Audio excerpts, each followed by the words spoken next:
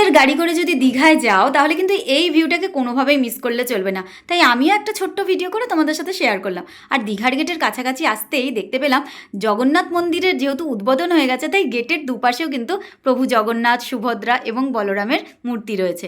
আর এদিকে দীঘায় ঢোকা মাত্রই তো দুজন চিৎকার করে দিল, দীঘা দীঘা পৌঁছে গেছি, দীঘায় গিয়ে সুইমিং পুলে যাব, কখনো বিচের কাছে যাব। তো ওদের তো অনেক গল্প, তবুও যাই হোক খুব ভালো লাগলো, খুব সুন্দরভাবে আমরা পৌঁছে গেছি। আর দীঘায় এন্টার করার সাথে সাথেই দেখতে পেলাম রাস্তায় একদম লাইটিং দিয়ে পুরো মোড়ানো মনে হচ্ছে দীঘা। যদিও দিনের আলোতে লাইটিং কেমন বুঝতে পারিনি, কিন্তু জগন্নাথ ঠাকুরের মূর্তি, ছবি সব কিছু কিন্তু একটু দূরে দূরে গিয়েই আমরা দেখতে পেয়েছি। আর গাড়িতে বসেই আমরা কিন্তু জগন্নাথ মন্দিরও দর্শন করে নিলাম। খোলা আকাশের নিচে মন্দিরের চূড়াটা দেখতে কতই না সুন্দর লাগছে। তাই দেখো, প্রভু মানে আমাদের যেখানেই থাকুক না কেন, জগন্নাথ ঠাকুর সে পুরীতে থাকুক কি দীঘায় থাকুক, ঠাকুর যেখানে থাকবে সেখানেই আমরা ছুটবো, তাই না? তাই ছোট্ট মিনি ব্লগ শেয়ার করলাম। তোমরা দীঘায় এসো, মন্দির দর্শন করো, ভালো লাগবে। টাটা।